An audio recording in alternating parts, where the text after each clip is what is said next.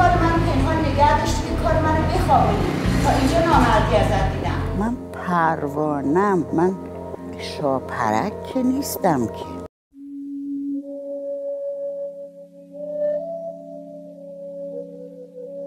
شاید راست میگم بچه هاتون رو دیر بذارین مدرسه، بذارین استعداداشون رو خودشون کشف کنن.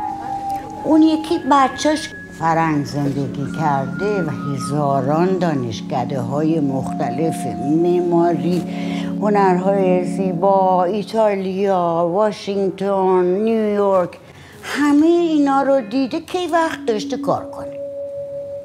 که واقعا این آدم وقت داشته تو وسواسش فرو بره و چیزی از سر انگشتش بچکه.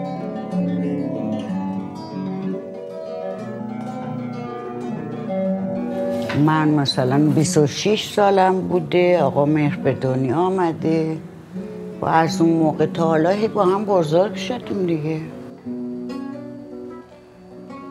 مهرداد دیگه جگرمه دیگه، پاره تنمه، بقیه بدنمه. مثل اینکه یه زگیل در بیاره آدم و این زگیله با آدم بزرگ شه. نقاش حرفی برای گفتن نداره معمولا. گفتارشو میکشه روی بومشان کاغذش و شما نگاه میکنیم و ازش برداشتتون میکنیم و اصلا از ترجمه خوشم نمیاد.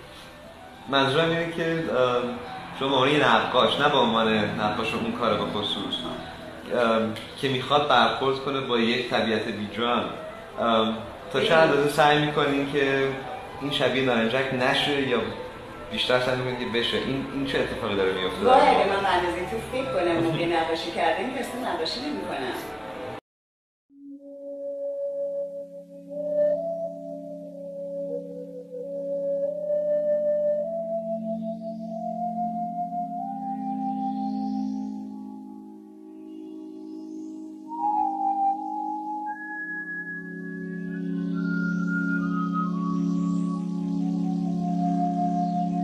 حتی زنهای شکست خورده ولی بودن. ببین از این حرفای امولی نزنی، من اصلا ببین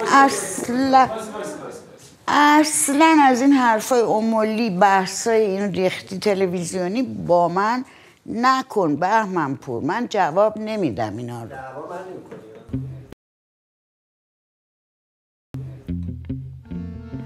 پوستتون و لباستون و دم در آتلیه در میارین، میرین تو آتلیه دیگه. اون وقت نه جنسیت داری، نه هویت داری، نه نمیدونم، یه روحه که رفته اون تو.